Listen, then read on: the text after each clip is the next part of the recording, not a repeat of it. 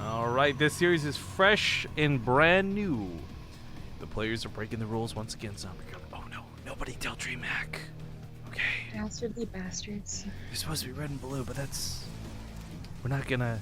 Shh. We'll all break the rules together. 3,000 people on stream plus us, right? Spotted here in the top right side of Dusk Towers. He's orange. He's Protoss. Plays for Team PK. It's gonna be GunGFuBanDa. The bottom left as the Green Terran. It's Invasion Esports AqueroN. AqueroN. I feel like it's missing an I, you know? It's supposed to be AqueroN, but it's not. Aquarius. Yeah, something like that. Oh well. So people have been talking about graphics cards and stuff, I guess, in chat. I Maybe know, I'm missing on it. numbers. I'm looking at these numbers. I'm like, damn. I thought, because I got like a 6600 or something Nvidia, and at the time, I guess it was like, wow. I guess it was 2 years ago when I bought this computer. At the time, that was like the sweetest shit graphics card, man. Like you couldn't. It was expensive as fuck, and everyone loved it. Now I feel like, oh, I am out of date. It happens every 6 months for computers. Like, I guess. I mean, I have not updated. Like, this is what's impressive to me, right? I haven't updated this computer in 2 years, and it's still good enough to run all this new shit, like Overwatch and all the new games that come out at like 60 FPS, no problem.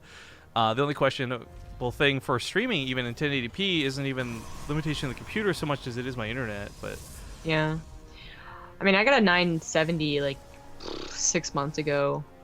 Because people said like don't bother getting anything higher, even though something higher was out. So like in 6 months maybe obsolete. But you know, I've been having trouble with my computer lately, and I hope I'm like gonna knock on wood a little bit because it's been so just not. I can't tell you why it happens. You know, and it's not like same type of day. It's not the same like thing that I'm doing every time, but it'll just respectively like on one monitor red screen and the other monitor like green screen or whatever, like different colors. And just like have a buzzing in the background, and I like researched it, and some people said it was the RAM, so I got new RAM, and then it happened again, and I was like shit, and I updated my BIOS, and it happened again, so I think now apparently maybe my power supply is too old, because now that is the oldest thing. That's only a year and a half old. Computers, man. Computers.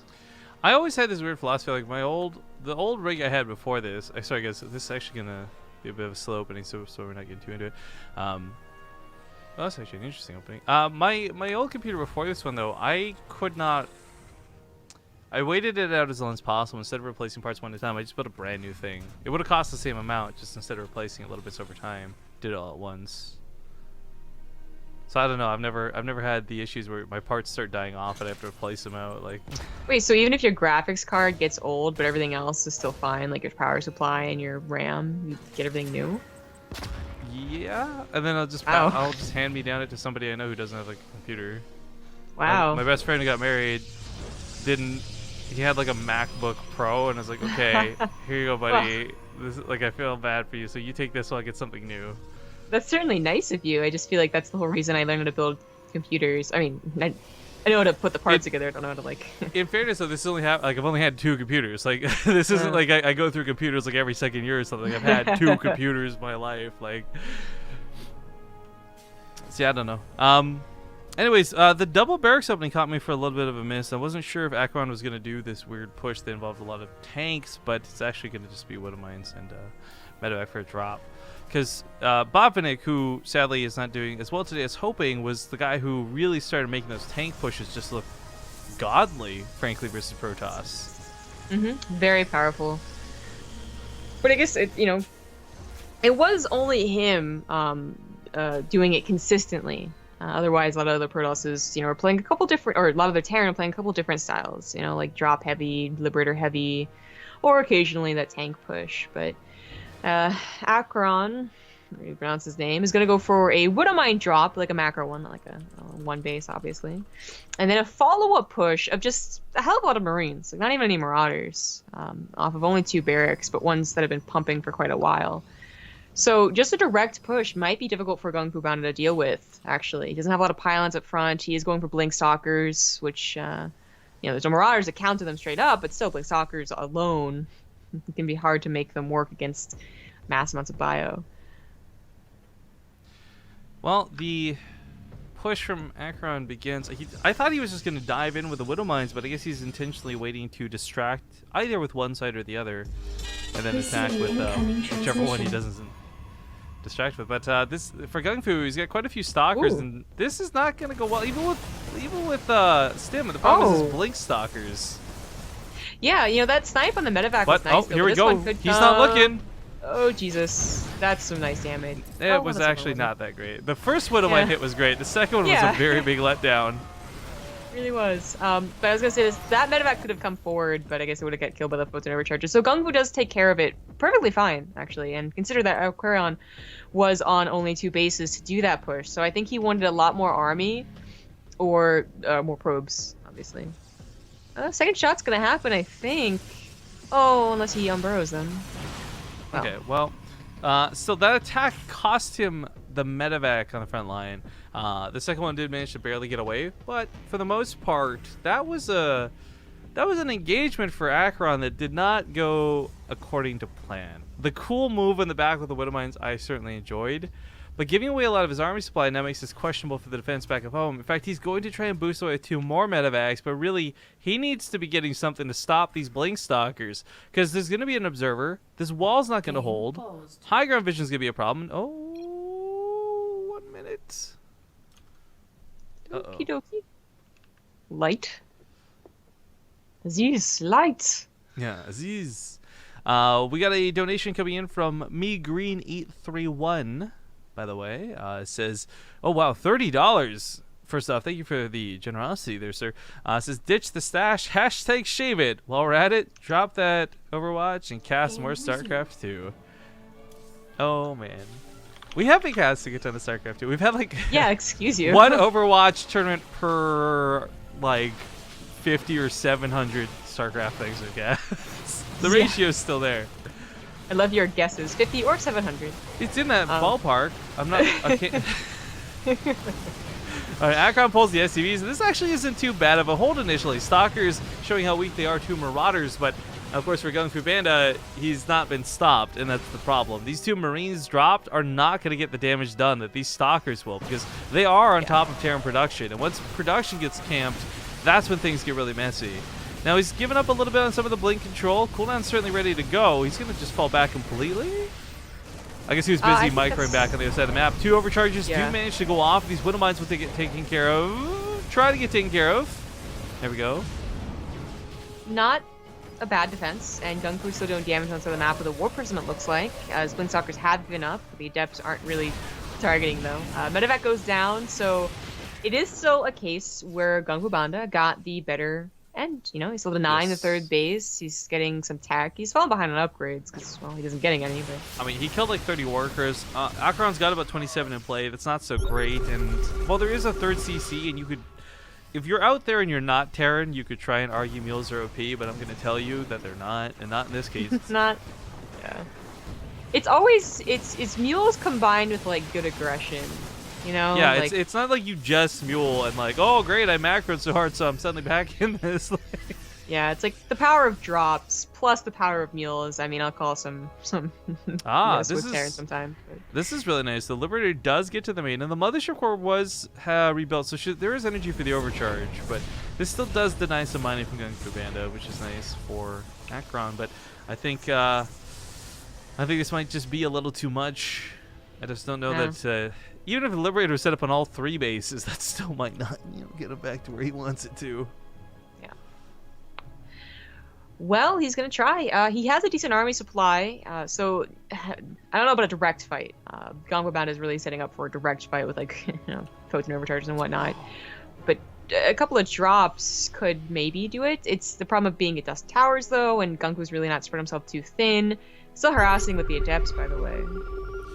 The $30 donation, by the way, brought us up to an even 100 on Shave It. Very Race. happy about that. Anyways, the Adept number takes out the last of the Marauders. Couple of mines. Could be scary. Not in range, though, so not going to affect this fight too much. I guess it's worth noting, +1 wasn't researched, but Resonating Glaives was, so GunGFuBanDa is attacking quicker, but it still takes 3 shots to kill the workers, 3 shots to kill the Marines. Mm. He brings his army back home in the form of medevacs, by the way, which looks a little odd. It looks like he wanted to drop and then like F2'd, but it's actually very intentional. So, um, it I just don't know why you would bother doing that. Either walk back home or just stay there, because it is still only Blink Stalker. For GunGFuBanDa to push out against still a pretty good Terran army would always be dangerous. I mean, GunGFuBanDa, by the way, is called 50 workers this game. I mean, this 27 count is not for lack of trying to get more SCVs. He's finally cut production, though, and I think AqueroN has decided he's going to try his best for a big all-in. So, with what few mineral patches there are, there's no point in building new SCVs. He'll just drop mules for what he can. Try to take this third. I don't know, though. I mean, don't get me wrong, guys. Terran enemy's rooting hard, but I don't think you're going to make it happen in this situation. I mean, it is, I guess, mostly stalkers, and if those go down, it's hard to recover. But with charge being researched, continual adept harass, and it's like not even that committal adept harass either. Like, yeah. It's all in from our Terran here, despite being on 3 bases. But it's an all-in that could potentially work, especially if you just pull the SCVs. 20 army supply, but you consider how good bio can be and how good Widowmine shots could be. It could still be like a snowball effect, but I think GunGFuBanDa wisely like knows this. Like his army's still not the best it could be against a Terran army, and just pulls back the post maneuver charges. Yeah, smart move there. Widowmine is also a bit scary. Okay, thank you for the donation. We'll get to that in a moment, but the fight is underway. Not all the Immortals are in this list. Even got the one just kind of AFK in the back. Like, GunGFuBanDa, please. But I guess with 1-1 on his side and a massive army lead now, as long as he doesn't eat Widow Mines and take much splash damage, he should be good. I love that his army's segmented in 2, by the way, just to prevent exactly that from happening. Guardian Shields helping reduce a lot of this damage. And while AqueroN actually got some pretty good hits with his Widow Mines, it's the Immortals that are still reigning supreme. Good game gets called. Okay, I'm not gonna... What? Oh, the donation? The name is fine. The donation, I don't even... There's words in there I don't even understand. Yeah, I'm not gonna... At risk of saying something bad. Yeah, so at the risk of saying something bad, I can at least read the first part. $30 comes in as, you're fucking saving that goddamn mustache. So he's really just trying to offset the Save It donation that was heroically made just recently by Me Green. That puts Shave It now at 160 to the 100 of Shave It. I miss when these were tied. That was good times. That was a good 5 minutes. No, because that was like the end of the second stream or first stream where it was like entirely tied out. Oh. We're getting game number 2 here pretty quick, though. It's going to be Runes of Endion. Thank you very much, Flotch, though, because... Okay, what is it? Flotch wants Zest's Pinhaisa? I mean, I think I know what word that's meant to be, but I don't want to get caught reading that. So we're going to leave that where it is. Pen Island? Is it PenIsland.com? Oh, the Pen 15 Club from Pen Island. Yeah, I know those guys. I don't know about that. Okay, maybe not that young, but like, you know, young times. I forgot there's a map intro, so cool. Penis story continues. We're getting into game number 2 here for the best of 3. Spawning in the bottom left, he's up 1-0 currently. It is going to be the orange Protoss, GunGFuBanDa. In the bottom right, as the green Terran, it's AqueroN. But yeah, anyways, that was one of those things where I know some people, like you and I have discussed this too, like being sheltered about certain topics and like not realizing it till you were older and things like that. But sure, something like, whoa! Whoopsie, it's on stream now. Sorry, buddy, we just showed 3,700 people. That mistake. But yeah, that's one of those things where I just that was probably for me that first realization that people didn't all grow up the same. When you're like, really, you've never like. Oh my god. I had that so early in life because a couple of my friends were like truly sheltered. Like my friend was not allowed to play any video games except the Myst series and Barbie series. Oh god, Myst made me so angry. I remember. Yeah, and she would have to go to bed before like 10, and I was just like, what is your life? She didn't utter a single curse word until she went to college, like I swear. But she wasn't like, like boring. She was like very sheltered and what's the word? Straight tie, whatever, straight lace. Wait, what? Straight? Is it straight? Straight edge? Where are you going with this? I feel like something with like lace or tie, and I just can't. Straight edge is definitely one, but straight edge is like no sex, no drugs, no alcohol. Yeah, I know, but I feel like there's another term for it too. Yo, so okay, moving on from that. The pro for GunGFuBanDa gonna be annoying to the reactor, but it should probably be harassing this. Yeah, there we go. The SCV Bundle Command Center. Oh, this is so tilt-inducing. Right? I rather enjoyed. I think I haven't played a lot of Protoss, but one of the rare times I ended up playing Protoss on ladder was I got to do this to a Terran, and as a Terran, I know how annoying it is. And then I got to put a pylon underneath the barracks, which was swapping off the reactor for the factory, and I'm like, yep, I feel like amazing right now. This is what Protoss is all about. Being a dick. Yeah. Yeah. This is actually kind of annoying though, because he did have to swap out a couple of SCPs to get this going, and of course GunGFuBanDa not really losing too much to do that. He does make a Stalker first, and he does swap over to a Stargate. This map kind of makes a little bit of sense for Stargate play. Sure, yeah, definitely, and that's why we also see Starport play from the Terran going up to a 1 base Widowmine drop, probably, or sorry, 2 base Widowmine drop. 1 barracks is what I meant to go with. So that it's gonna be a little awkward, because if GunGFuBanDa had any like wind of this, or just used to having to deal with it on this map, because makes sense. If he goes for Phoenix, it's just going to be instantly denied, probably. Oh well, as I say, there's a tech lab on that factory. Not another Widowmine building. And, this might be for a Cyclone though. I mean, it's not as common nowadays, but if you're scared as a Terran player, you need some sort of like safety blanket net, whatever you want to call it. Like a Cyclone will do just that, but it's actually tanks. Never mind, take that back. Panic Switch, by the way, hitting us up with a 21-month resub. What's up, Panic Switch? How you doing, man? Woo. Hi. Feel bad. Hi. Panic wanted to play some Overwatch, but Fenner was really insistent on duo queuing, so I had to ditch him earlier today. Wow, Fenner tryhard much? No, we've actually just run into a lot of problems with queuing and stuff, so it's not. Oh, I know that. Oh, yeah, Fenner's been complaining about that. Often enough, I guess, that I recognize the problems with it. Like, he has to queue with someone in North America, which I think is really funny. Yeah, I've been his queue bitch. Yeah, exactly. That's what you are. He's not like, I thought we were friends. He's like, you're my queue bitch. Yeah, I thought we were friends. I thought we were meshing well. I thought we would play the game all right. But he's just like, nah, man, I just need a queue. Amazing. But yeah, Overwatch just this weekend. I've been feeling the burn. The servers have not been great for that so far. We actually had one game where it was so laggy no one could do anything. So like everyone just went Torbjorn because turrets shoot for you. I am really concerned about what my actual attempts to level up in Overwatch is going to look like, because I'm not really trying, but I don't know how well I'm going to deal with team games. I think it's going to be the opposite of what we have in StarCraft, actually. Like, you easily get to Masters, and I'm just, like, kind of dicking around, maybe getting Masters. I'll be, like, Masters in Overwatch, and you'll be like, I'm stuck in, like, Advanced because of stupid dumbasses who won't play tanks, Rifkin. I mean, maybe. I don't know. It really does depend how much, like, I blame myself, I suppose, because I always blame myself in StarCraft, but it's so easy to blame other people in Overwatch.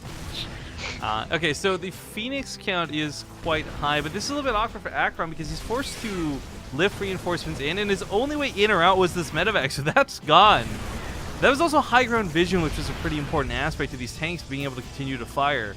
The Marines, he needs to just have one up on the high ground. I mean, whether they're shooting something important or not, they can't shoot, period, if there's no vision. Focusing on one of the pylons, not too bad. There's not that many Adepts, but there's also not that many Marines. It's a very curious push. One that I feel would work on Arena, but not one that I feel... Now with the rocks broken down especially. Like, I think the second the rocks were knocked down, he probably should have not committed to this. Now, he's actually not getting a surprising... Like, this is not too bad of a trade. But at the end of the day, the army supply reflects way better for GunGFuBanDa. But again, resources lost, not too bad for how poorly that went for poor AqueroN here. His production is kicking up. He just finished his tech labs. He's now starting stim and combat shields, but He just doesn't have any units in the field, and frankly, no turrets or anything in the mineral line. So these Phoenix might actually just be able to swoop in and be very annoying. Luckily, only 4 of them, but you're right. Like they're gonna have free reign. They're gonna just halt this production. So This is the worst. my main worry was the salmon combat shields. By going for a tank push of any type, you're gonna delay that, and to lose on a tank push and not deal economic damage, I think is not worth the later upgrades. Because if there's immediate follow-up of a drop and you traded army, then great. But I think GunGFuBanDa knows it's not going to be an immediate follow-up. He expanded right after taking care of the army. And even if there was a drop follow-up, that's what the Phoenixes are for. So he's going to have a pretty good time getting to, where he wants to be in the mid-game. And I'm not saying AqueroN won't be able to either, but he is delayed on that. By the way, bracket update. Guru did 2-0 the top half of the bracket over sort of, and he's now in the finals match, aka the qualifying round for the winners bracket. Ooh. Congrats. Yeah, losers bracket is just, it's always sucky. Whether you lose to losers bracket within the first match, well, okay, that's actually less sucky. But Yeah, because you're just or done. the You don't have to worry about the rest of your day. or it's the last one, because usually, no matter what, you're just waiting forever. Like, if you get to the finals really quickly in the main, but then you lose the finals, you're waiting like 2 hours in the losers. Certainly, it's happened before, even longer. So it's always preferable to get out first, but with only 1 qualifier from the winners, like that's super difficult to do. And that's why we do see a couple of forfeits guaranteed in double elimination. Well, the army for AqueroN's not looking too shabby, but the problem is these medevacs. I'm so worried they're gonna get picked up. He's actually pulling SCVs with this. Oh, well then It's why not is the even- third CC here? Right, it's not even all the SCVs. He's just like kind of pulling the boys. Like he's like, you know what? These guys really wanted to go. Like, or maybe what the these are hell? really useless, and he's just gonna throw them away. Like, why not just bring all the fucking SCVs? They're gonna die in the main anyways. Look at this. Right, just pull them now. We have a disruptor and a colossus on the way. I just want to like note Yeah, that. the mix of the two is certainly odd to see. Interesting. So he's got to break down the rocks, which is going to give time for these splash units to come out. You have consistent splash, and then you have inconsistent but very powerful splash with the disruptor. He might even have +1 in blink by the time AqueroN is like really prepared, because he has to tank push, which is going to take a little bit. Now, what is this? I don't know, man. I don't know, but it takes on the pylon super quick. Oh Jesus. Well, the disruptor and the Colossus are a lot of splash damage for units that don't survive too long when splash damage is in play, unfortunately. 2 more Colossus on the way, and I think with 3 Colossus, the Marines will just go down too quickly. The 4 tanks would have to target fire the Colossus as they're walking forward, because they don't have the extended lance yet to be effective, and I don't think it's going to happen. I don't know. I think there's a lot of wishful thinking going on right now. AqueroN has lost pretty much all the SCVs back at home and on the front lines. He does target fire that Colossus, though, so he's got that much going for him, and the Disruptors can't shoot down a cliff, so truth be told, this actually isn't the worst engagement spot for him, but it is still all in, and he doesn't have a lot of units to all in with. This SCV's not even repairing the tanks. Come on, man, you got one thing you can do right now. You have just enough minerals to repair something. At 11 SCVs, and at least 2 of them over here, this is not looking so great. The army supply is only 20 down, and I feel like you can do something with that, but it's some in medevacs, which you can't do much with, and then some in tanks, which are obviously very positional, which they're being abused now. This is a nice spot, but they're not hitting the Nexus. If they could hit the Nexus, I'd be I'd have a lot more faith in the Terran. Oh, that one can on the top. Not fun. Okay, but even then, knocking down your opponent's third, like, that's not... Like, Setting Gun up was for winning the 40 game by mining his own no. natural. Like, that's the context here. Complete surround, really, here, and that's going to be it. Yeah, poor AqueroN will fall out of the losers bracket, but GunGFuBanDa will cling to life to advance one more round and continue his attempts to qualify for DreamHack Austin. GG finally gets called, and GunGFuBanDa will lock down the series 2-0. So again, just a reminder to everybody, we're now in the losers bracket. We're assuming the DreamHack stream is going to be covering the winners games because of the qualifying games. But GunGFu now moves on to fight against Raynor, who might not be the biggest name or even the oldest player in the tournament, but he's actually a really good Zerg. So this will be kind of interesting to see. Lambo and Welmu, I believe, have already started, unfortunately, so that one's going to go. But the winner of that plays Hearthstone, which will be pretty nice. So we'll take an ad break. We'll talk about which one we want to cast more, because we can either just get into a game right now, or maybe we'll wait a few for a better one. I'm not sure. We'll discuss it. We'll see you guys here in 2 minutes.